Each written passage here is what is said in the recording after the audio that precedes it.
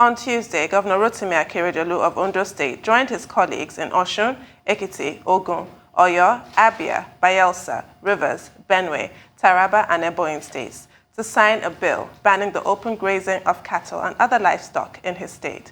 In doing so, he swelled the number of states in the country that now have legislation in place banning open grazing, which has been blamed for numerous deadly clashes between farmers and nomadic herdsmen and cattle rustling in recent years. Akeredolu's move was also in line with the decision reached by governors of the 17 southern states to enact laws against open grazing in their states on or before September 1st, 2021. Irrespective of their resolve to encourage modern ranching methods for livestock farming, President Muhammadu Buhari has remained resolute about re-establishing old grazing routes in 25 states in the country. Well, with no end in sight, on which side will throw in the towel first? The forum set a timeline of Wednesday, the 1st of September 2021 for the promulgation of the anti-grazing law in all its member states. That deadline has now expired. To date, 8 southern states have a law in place. They are Oyo, Ekiti, Ondo, Bayelsa, Rivers, Abia, Ebonyi, and Imo states. The bills have been passed by the legislature in Ogun and Osun states and are awaiting the assent of the governors. The legislative process is ongoing in Lagos, Delta, Enugu, and Akwa Ibom states. For now, there is no ban also in Anambra, Edo, and Cross River states. In the north, Benue and Taraba states have also passed the anti-open grazing laws. In spite of this, President Muhammadu Buhari has approved the recommendations of a committee to review with dispatch 368 grazing sites across 25 states in the country and to determine the levels of encroachment. Another committee is to make recommendations for gazetting of ungazetted grazing reserves and create a database of national cattle herders and ensure that grazing reserves are well communicated to all stakeholders. But relying on the Land Use Act, the governors are insisting that management of land in their states falls squarely on them. I've now been joined by Baba Ngalzerma, National Secretary of the Miyetti Allah Cattle Breeders Association of Nigeria, and Charles Aniagwu, Delta State Commissioner for Information. Ngalzerma will be explaining why his association continues to reject the adoption of modern ranching techniques, while Aniagwu will be briefing us on why open grazing and the bloody clashes between farmers and herders pose a threat to food security in the country. Good morning, gentlemen, and welcome to the show. Good morning. Good morning, and thanks for having me. Good morning. Well, Baba, let's start with you. At a point, we heard that Miyetti Allah, Cattle Breeders Association of Nigeria, did not have any objection to the position of the southern governors banning open grazing in the southern part of the country.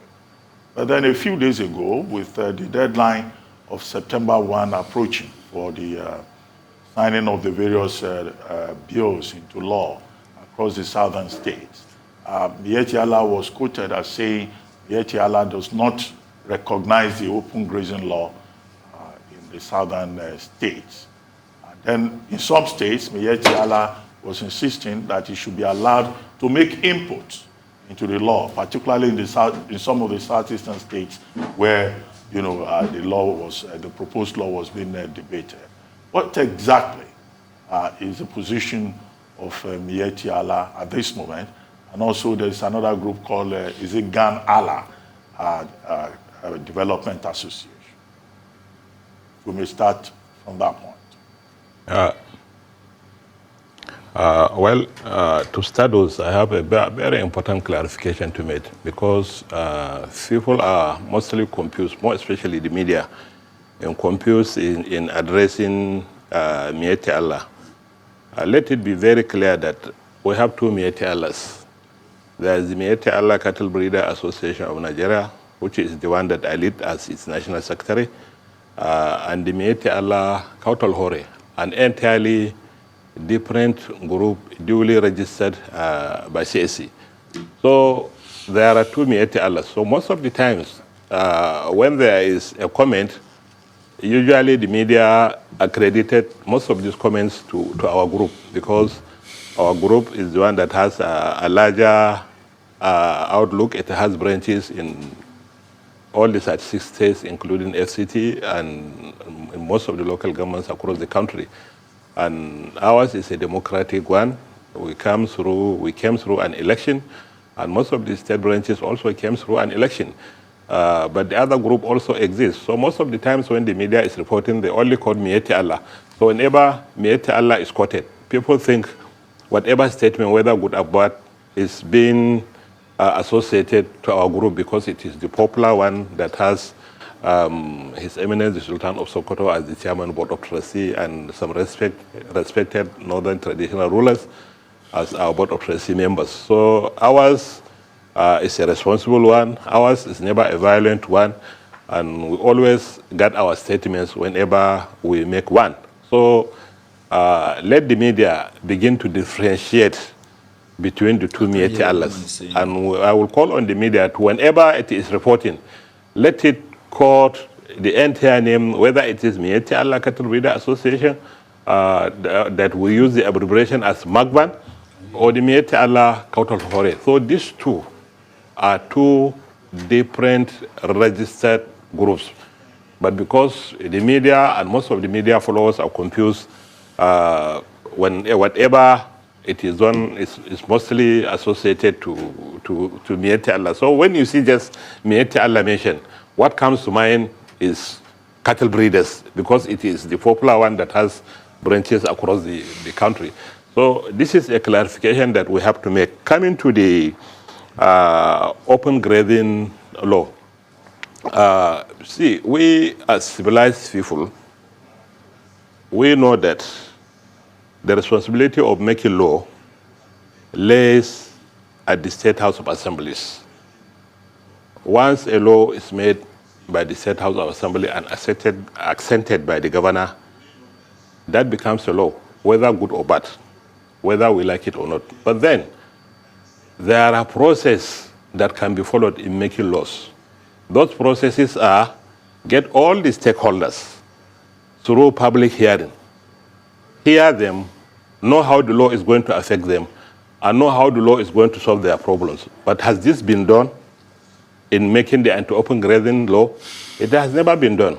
In most of the states, none of our members is invited to come to the public hearing and make inputs to the law. And this law is done to affect us 100%, to affect our members 100%. We are part of the critical stakeholder that are supposed to be invited to air their views and protect their positions and that of the government of the state where they exist. Mind you, in all those states that we mentioned, Ondo and most of the southwestern and southeastern states, you have indigenous pastoralists whose fathers were born and brought up in those states. And those who are living today are also born and brought up there. So if you ask them to go, they wouldn't know where to go, because they know these states as their own states, because apart from those areas, they don't know anywhere to go. Go to Ogun, go to Oyo, go to the forest, locate them. The only language that they understand is maybe Fulani and Yoruba. Some don't even understand Hausa, for your information. Coming to the Igbo side, if you go to places like Enugu and most of the Igbo areas, you find them, they only understand their traditional language, which is the Fulfulde, and the Igbo language. They don't even understand Hausa, and they only understand broken English. So these are indigenous pastoralists who were born and brought up there, whose interests and flights are supposed to be protected by the law. But where you make a law without getting them to come and put in their input, you know, this law becomes lopsided.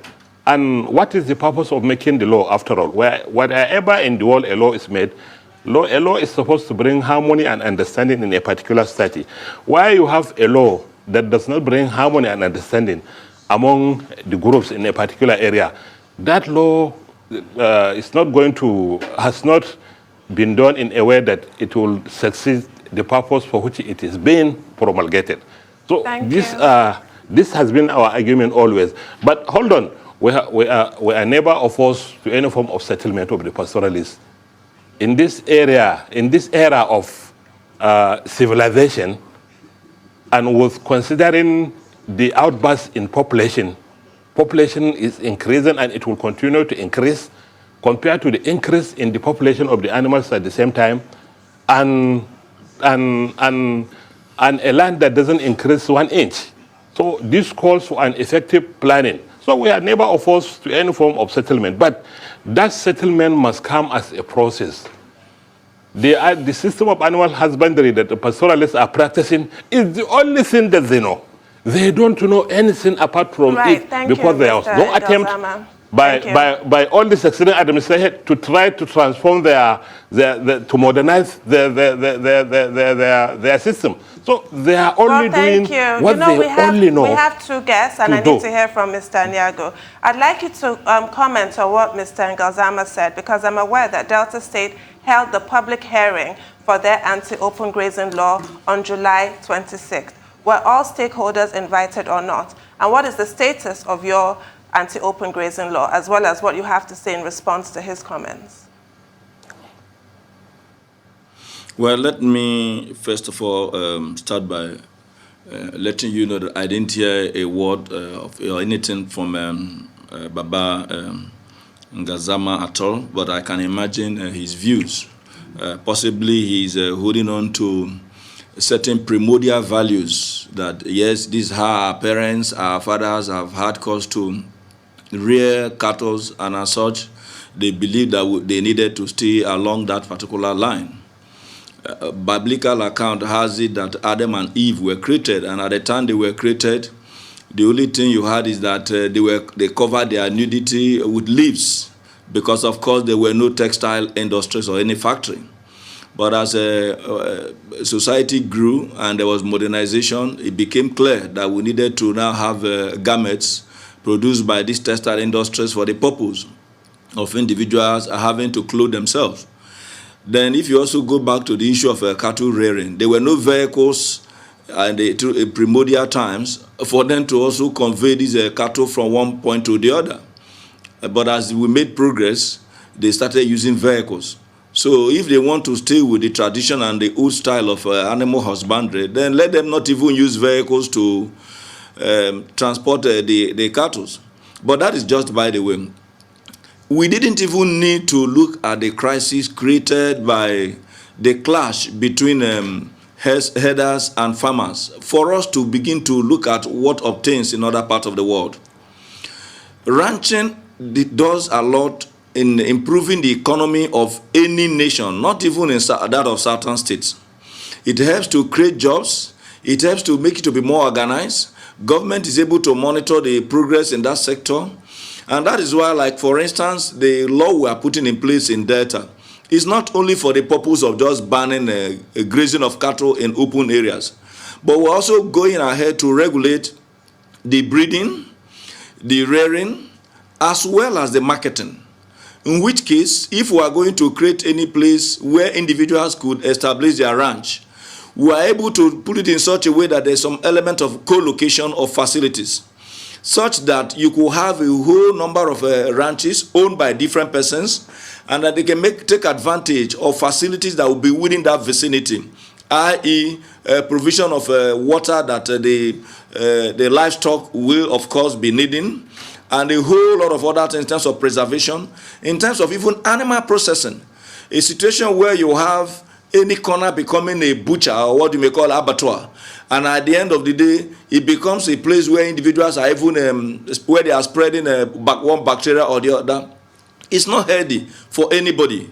We are pleading with our brothers who are into the business of this animal husbandry, particularly the herders, whether they are Fulani or whatever tribe they are of, to understand that the society is moving. And the best thing that we can do is to also move along the line of society. It is said that custom without reason is ancient error. And so having to subject these cattle to some form of unwarranted exercise is not healthy, because these cattle are shedding weight. They are not able to provide us the enough protein that we desire, because they have been subjected to trekking thousands of kilometers, which they did not subscribe to. Maybe because they do not have the ability to complain. And so let individuals take away the politics of it. Let them take away the primordial sentiments. But of course, I do not blame these individuals more than I would blame the president. The president needs to provide leadership, because I assume that he should be able to understand. And that those who also advise the president have a clearer picture of what is obtainable in advanced society. If you go to the state of Texas in the United States, the number of cattle that they have in Texas alone is far in excess of what we have in the entire Nigerian nation. Yet, you don't see them roaming on the streets, causing havoc. The last time I appeared on your program, I made it very, very clear that the crop is the source of livelihood of the farmer, the crop farmer. Even as the cattle is also the source of livelihood of the herder. Now, how do you strike a balance if the source of livelihood of the herder now progresses to a level where it subjects the farmer to abject poverty on account of the regular trampling on the farm produce or crops of this farmer, which of course has been the center of the clashes between these two very important sectors of our economy. Here in Delta, we are very determined to regulate it, not for the purpose of only banning grazing in open areas, but for the purpose of promoting healthy living between the owners of the livestock, and of course, those of us who are into either consumption, marketing, breeding, or rearing. And when that is done, we are very much convinced that it will help our economy, both in Delta and indeed that of the entire country. Okay, thank you so much, Commissioner. Baba Ngalzerma, you said something while you were speaking. You said the pastoralists, this is all they know all their life. Yes. But some others will argue with you that it's a business. And why can't business people that own this cattle provide land necessary to rear this cattle? Why encroaching on other people's land? Because it's a business in the end. And people own this cattle. I'm not sure cattle fall down. Cattle just come from the skies like that. They've got a name tag. Somebody gets the profit when they are sold. So why must they use our commonwealth?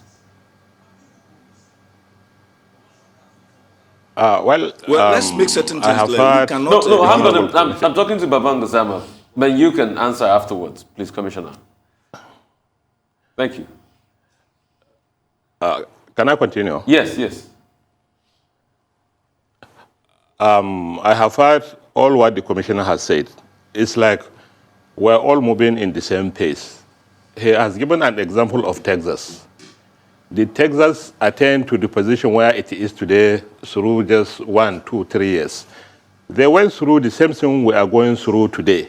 The first maybe 100 years, when they have the gypsies going around as nomads, having conflicts with farmers. Let him go to the history of the gypsies and the herders in America. They went through the same thing that we are going through today.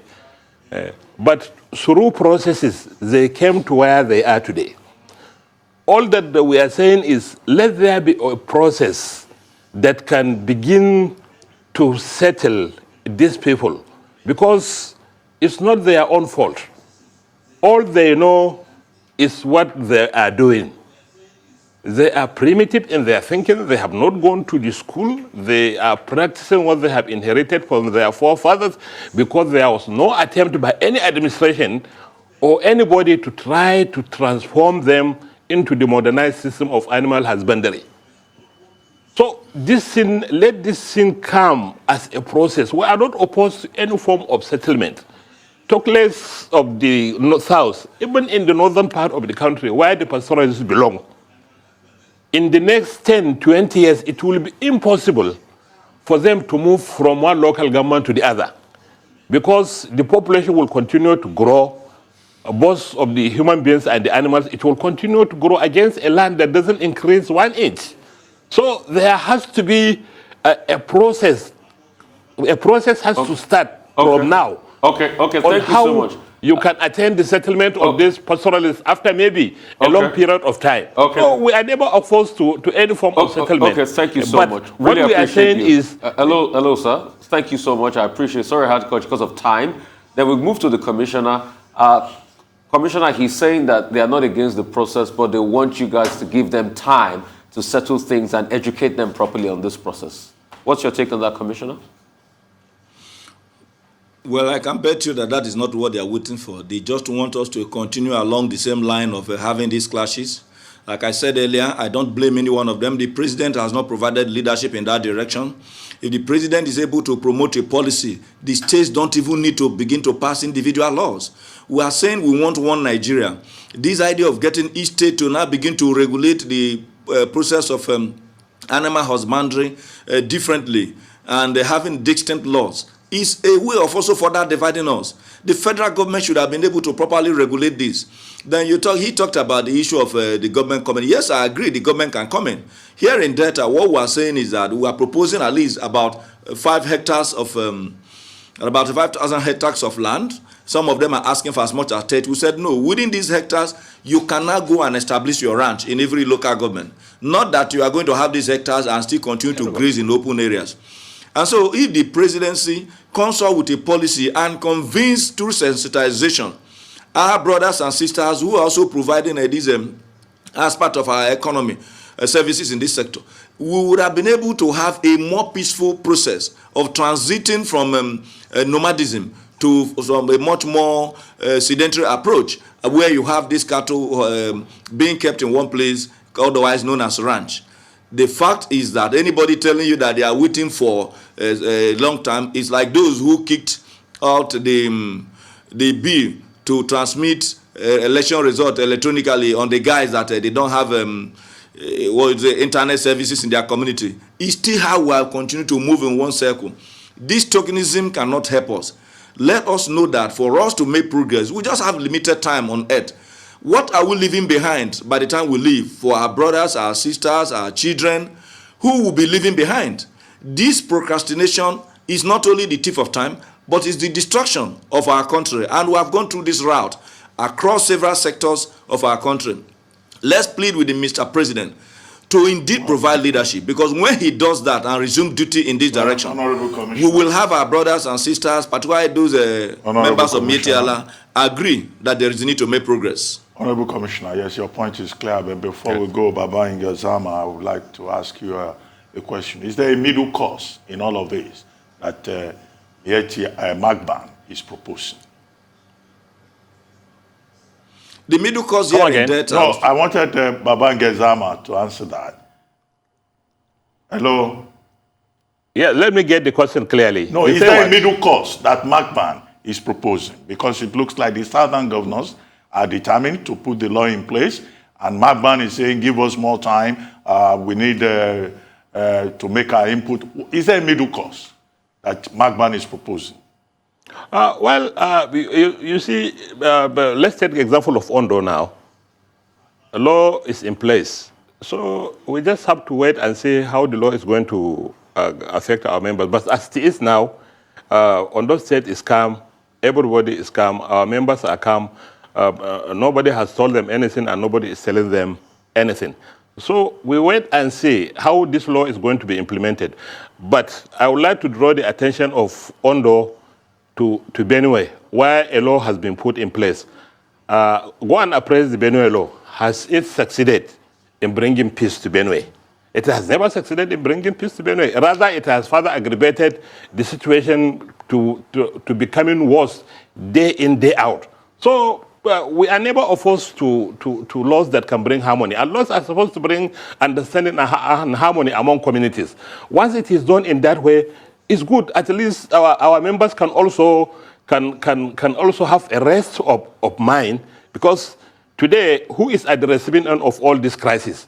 Well, but the pastoralists, I believe. But I understood the Honorable Commissioner. I'm in the same line with the Honorable Commissioner, calling on the federal government to come up with something common that can be workable to both farmers and pastoralists in the country. Let there be understanding among the southern and the northern governors. Let them put their heads together. Let them come up with something that can work for both farmers and herders for peaceful coexistence, at least. And the federal government, let the federal government be up and doing in trying to solve this problem, because this problem was allowed to linger for so long. From farmer-herder conflict, it degenerated to cattle rustling, large-scale cattle rustling, kidnapping, up to banditry that we are witnessing today. So let there be something that can work for both South and the North. Let there be something put in place that can work for both farmers and herders in the country, for them to coexist peacefully. Let's try to find that missing communication link between them that has existed peacefully and brought a lot of brotherhood among them, that is missing today. That today when they see each other, they look at each other as enemies. Let's go back to the drawing board. Let's see what are the causes of these things. We have generated so many literature on this, but what is the government doing about all this literature that has been generated through so many dialogues, discussion, and what have you? Up till now that I speak to you, if not recently, most of those initiatives that were being put forward by governments are those that are addressing the effects of the crisis. Up till now, the root causes of the crisis are not squarely addressed. So let's begin to address what are those root causes. How can we come over them? How can we bring understanding between the farmers and the herders across the country that has today generated in bringing disunity among our leaders? The southern governors going to one side, coming up with something, and while the northern governors also coming to us. Well, all these things are not necessary. We are all leaders. We can sit together. We can come up with something that can work for these two groups. And these two groups are created to coexist together. It's just like the relationship of tongue and teeth. There's nothing you can do, but let there be a solution that can raise this matter to rest. Land doesn't increase. The population will continue to increase of both animals and human beings. May I come in here? Let's be specific, Baba Ngalzerma. Can you give us those specifics that address the root causes, in your opinion? What are the measures that you would like to see in, for example, Delta State's bill? And I also have a question for you, Mr. Aniagwu. Delta State missed the deadline of September 1st. Why? And what are the provisions of the bill? What can we expect? So I'll start with you, Baba Ngalzerma. You see, from what I heard from the Honorable Commissioner, that Delta State has already earmarked a certain area for the pastoralists to begin to acquire their own ranch. At least an immediate solution has been made for them, and a process has been put in place in Delta for them to, whoever is interested in coming up with any form of settlement can now come up with any form of settlement in Delta State for him to coexist peacefully without him being disturbed or he becoming a problem to farmers. This is okay. This is good. Whoever is interested among our members to venture into that, at least a level ground has been provided for them to continue their trade in the most peaceful way. Who is not interested, then he has the liberty to maybe have an alternative. But what Delta is doing is what we are calling on most of those states that wanted to introduce anti-open grazing laws, to take the flights of those pastoralists who are living there into consideration. Let me give you an example of Ekiti. When Payoshe was the governor, we had similar problems. We went to mitigate among the conflict between farmers and herders in Ekiti. Then we came up with certain proposals that worked for us during the time of Payoshe. The Payoshe said he has no grazing reserve in Ekiti State, but he's committing his game reserve for the pastoralists to stay in the game reserve after registering with their respective local governments. After paying a particular amount of money, let them register, let the local government know of their existence in that particular game reserve located in that local government. So all the pastoralists went to stay in the game reserves. So there was no farm destruction. Again, there was no conflict. Again, a committee was set up in all the local governments across Ekiti State, involving the pastoralists, youth, the natives, youth, security agencies, traditional rulers, and what have you, in each and every local government to mitigate conflicts when they arise. So these are the things we should be doing for now before attending to the final system of settlement. Coming to the Grazing Reserve review intended by the federal government, this is a very good decision and in the right direction. It's high time, because if you want to settle the pastoralists in the north, where are you going to settle them? Are you going to settle them in the air? They need a land that can be settled. These areas called grazing reserves are areas designated by law for grazing. They have laws, and these laws are promulgated by those state governments who has responsibility over land. Land belongs to the state governors. It's under the custody and the care of every state government. So these grazing reserves were gazetted by those state governments. They are there. There are 415 of them. Out of this number, about half was gazetted. The other half is not gazetted. And even those that are gazetted have been encroached by farmers. So let's review it. Let's see how we can take over where it is possible for us to take over. Where it has become an overriding public interest, more farmers are there. You don't need to dislocate them, because they have already taken farmlands, and farming is also very important. The herder also needs food to eat.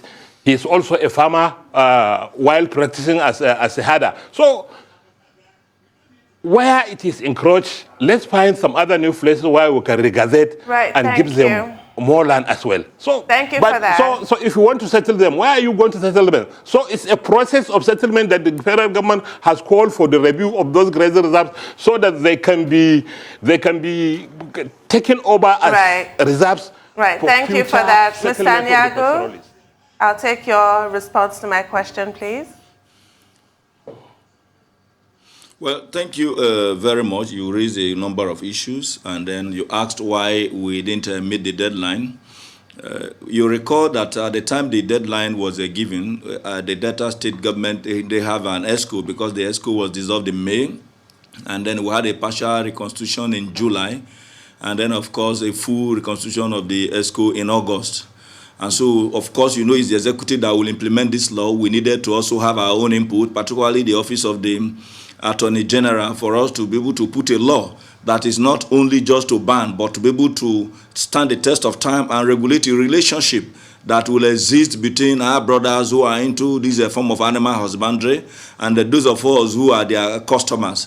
We are not just saying, let us just ask people not to bring their cattle. We are saying, even if you are bringing it, we must be able to properly regulate. And so we had a public hearing that involved the Mietiala and a whole number of persons, for us to look at how we can effectively regulate it, not that we pass the law for just today. We are making a law that will also stand the test of time. And at that time, too, the House of Assembly had already before now made arrangement for a training program, which they were to undertake last year, but because of the COVID, they couldn't. All those things came in to cause that delay. But so far, the bill have passed second reading. They have concluded the activities at the committee level, at the public hearing stage. It is now at a committee stage where it will now be returned. We are assuring you that in this September, unfailingly, that bill will become a law by the grace of God, because they are also dotting the I's and crossing the T's. Now, on a very important issue that we needed to look at, why I said that the president need to provide leadership. What the federal government seems to be doing is to say, okay, go and pass your law. We will ask the police, which is a federal police, not to implement. And you know that is going to create some form of crisis. Because the Constitution makes it that once a law is passed by the State Assembly, it is incumbent on the Nigerian police to implement such laws. Until, even if it's a bad law, until set aside by a law court or a court of competent jurisdiction.